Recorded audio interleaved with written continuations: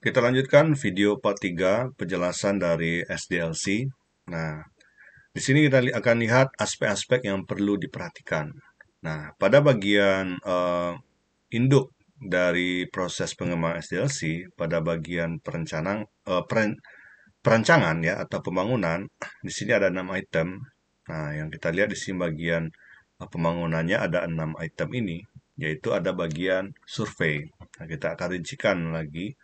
Jadi di bagian 6 turunan dari perancangan tadi, ya kalau kita coba lihatkan lagi eh, induknya yang ini ya, nah atau yang ini, oke.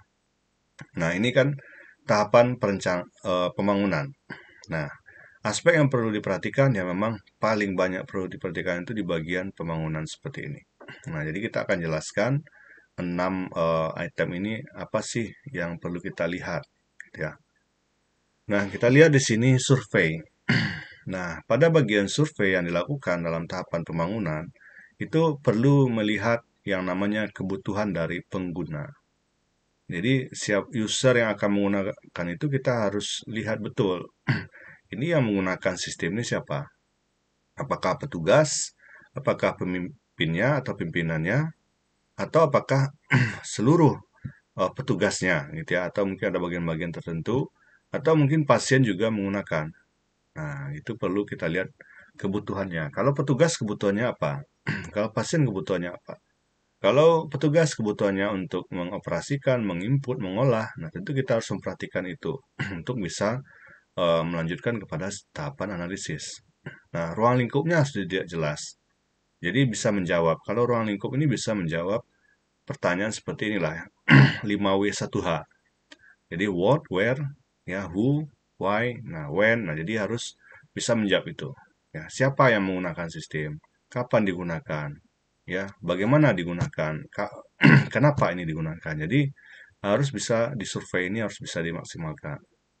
Nah, dalam suapan survei ini juga dituangkan dalam bentuk proposal. Dia harus ada proposalnya.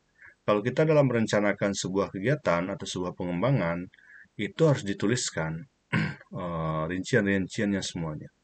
Jadi harus dituangkan. Jadi ibaratnya kalau kita dalam SDLC ini, ya semuanya harus dituangkan dalam bentuk proposal. Kajian-kajian yang kita coba teliti dari awal sampai akhir itu harus kita laporkan dalam bentuk proposal. Jadi kalau misal contoh untuk kita misalnya mengadakan sebuah event ya, organisasi mungkin atau acara 17 Agustus. Nah, itu ada kegiatan lomba ya atau ada kegiatan hiburan. Nah, panitianya ada dibentuk. Nah, kan butuh biaya. Nah, biaya itu harus ditulis. Apa sih yang kegiatan-kegiatan yang dilakukan? Oh, perlombaan panjat pinang, perlombaan pacu karung, tarik tambang misalnya ya. Nah, itu dituliskan ya. Siapa saja pesertanya, berapa butuh biayanya untuk hadiah atau hadiahnya dirincikan. Apa sih hadiahnya? Nah, kemudian biayanya apa aja itemnya, kemana biaya mau dilakukan. Nah, siapa aja penanggung jawabnya. Jadi, panitianya harus dituliskan semuanya. Jadi, makanya nanti akan bisa terrealisasi dengan baik karena sudah disampaikan dalam proposal. Jadi, itu surveinya harus dijelaskan ya.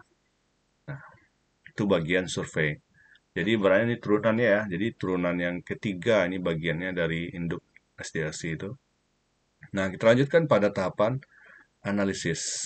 Nah, setelah survei dilakukan, nah kita kaji lagi dengan proses yang namanya analisis. Jadi menganalisis tadi, kalau untuk kebutuhan user, kebutuhan pengguna pada survei itu kan masih kebutuhan secara umum-umum saja. Nah, kalau sudah mendalam, kita masuk kepada analisisnya. Nah, kita masuk kepada kajian dari usernya seperti apa, ya, atau pengguna atau pemakainya. Jadi kita lihat karakteristik usernya juga. Nah, kemudian prosedur kerjanya seperti apa. Jadi aturan yang mengaturnya kita analisis. Ya, seperti apa sih aturan yang berlaku seperti yang akan kita terapkan nanti ya. Kemudian peraturannya bagaimana. Kemudian analisis permasalahan dan solusinya juga. Jadi masalah-masalahnya itu dicari dulu, dianalisis dengan baik dulu.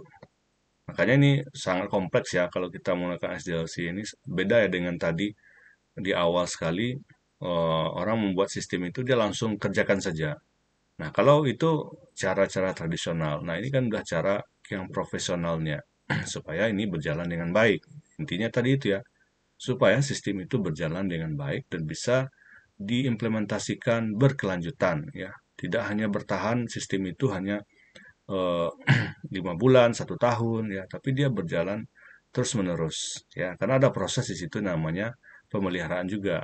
Nah, jadi permasalahan dan solusi harus jelas. Peralatannya seperti apa juga?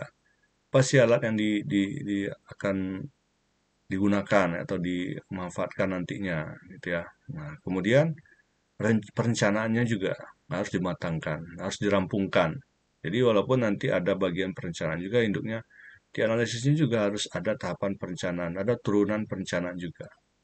Nah, seperti itu. Jadi ini bagian dari analisisnya. Nah, kemudian ke bagian desain. Nah, desain ini adalah tahapan kita dalam membuat atau memodelkan. Ya, kita ibaratnya membuat sketsanya ya. Nah, jadi setelah poin 2 ini tergambar dengan baik, survei analisis, nah kita lakukan desain. Desain ini ada bagian memodelkan sistem. Jadi kalau nanti dalam sebuah ilmu bidang arsitek, itu kalau membuat market bangunan, jadi kan dibuat ya bentuknya, ya dibikin bangunan kotak-kotak, kubus, ke atap juga, jadi nampak modelnya seperti itu nanti. Jadi kalau dalam kita analisis perancangan sistem, kita akan memodelkan dengan sebuah diagram-diagram nanti. Yang seperti kita akan belajar nanti dengan yang namanya IRD, ya, DFD, ya, Entity Relationship Diagram, kita gambarkan nanti modelnya seperti apa. Kemudian nanti penggambaran juga nanti akan dilanjutkan dengan UML, ya. Nah, jadi ada proses permodelan di situ sistemnya. Jadi dengan lihat model itu akan tergambar oleh klien seperti apa sistem yang akan kita bangun. Kemudian juga database-nya. Jadi struktur database-nya harus jelas. Apa sih input-input data yang harus dimasukkan? Ya, apa sih kebutuhan-kebutuhan data, atribut, file-file yang akan kita coba masukkan ya. Nah, kemudian aplikasi yang akan digunakan untuk merancang. Apakah kita menggunakan murni PHP atau dengan Java atau segala macam. Nah, kita harus desain dengan baik di situ. Kemudian juga hardware-nya. Perangkatnya juga seperti apa nanti. Nah, kita harus jelaskan.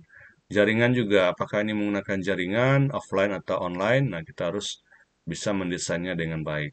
Nah, setelah ini lanjut, kita masuk kepada eh, pembuatannya. Jadi yang dimodelkan tadi langsung dieksekusi. Kalau sudah oke modelnya, desainnya, ya udah bergambar sudah terlihat dijelaskan. Jadi kalau sudah setuju dari tahapan yang berkepentingan, lanjut kepada pembuatannya. Jadi database-nya dibuat dulu, kemudian aplikasinya diintegrasikan, kemudian didokumentasikan dengan baik. Jadi artinya segala macam panduan, ya pedoman-pedomannya harus dijelaskan, lakukan testing. Nah, itu dalam proses pembuatannya. Ya karena ini sudah eh, mendekati untuk pengerjaan yang sudah separuh jalan gitu ya. Nah, dia harus sudah jelas di sini. Berikutnya implementasi. Nah, implementasi ini kalau kita lihat ya sudah penerapannya. Ya, bagaimana nanti persiapan sistemnya yang dilakukan secara paralel, kemudian dikonversi sistem. Kalau konversi sistem maksudnya sistem yang kita buat ini diimplementasikan ke unit tersebut secara apa? Jadi sebenarnya di bagian konversi sistem ini ada poin khusus ya. Nanti mungkin di lain waktu kita bisa bahas ini. Jadi implementasi konversi ini, apakah sistem ini langsung diimplementasikan secara langsung, jadi sistem lama harus diganti, langsung masuk sistem baru, atau mungkin secara tidak langsung, jadi kedua-duanya digunakan. Jadi sambil jalan nanti kalau udah tuntas, manual juga, sistem juga, jadi digunakan juga, karena nanti ada nggak bisa secara langsung. Kalau secara langsung kan mematikan sistem yang lama langsung ya, tidak dipakai lagi, jadi langsung dengan yang baru, itu ya maksudnya. Jadi ada konversi di situ. Yang mana yang mau kita gunakan? Kemudian lakukan pelatihan. Jadi pelatihan seperti apa? Jadi kalau training harus jelas, sosialisasi programnya harus jelas juga. Lakukan testingnya juga, inputnya. Kemudian kita full operasikan. Ya, nantinya langsung digunakan. Nah, di situ kita akan pantau. Nanti kalau udah sampai ke pengoperasian penuh, maka yang bagian akhir yang perlu dilihat adalah pemeliharaan. Nah, di pemeliharaan ini inilah yang akan menjadi pemantauan kita untuk maintenance ya. Nah, teknisnya seperti apa? ada error nggak ya selama beberapa hari digunakan. Kalau ada error, lakukan penyempurnaan. Kemudian nanti kita lihat apa sih antisipasi faktor eksternalnya. Ya, apa sih yang akan menjadi kendala di bagian eksternal nanti terhadap sistem yang sudah dijalankan ini. Itulah tahap pemeliharaan. Nah, ini yang perlu diperhatikan dalam poin pokok induk ya cabang kedua dari SDLC. Jadi 6 poin ini ada masing-masingnya. Ini yang perlu dipahami dengan baik, lakukan dengan baik secara beraturan. Oke, next kita akan lanjutkan di video part 4.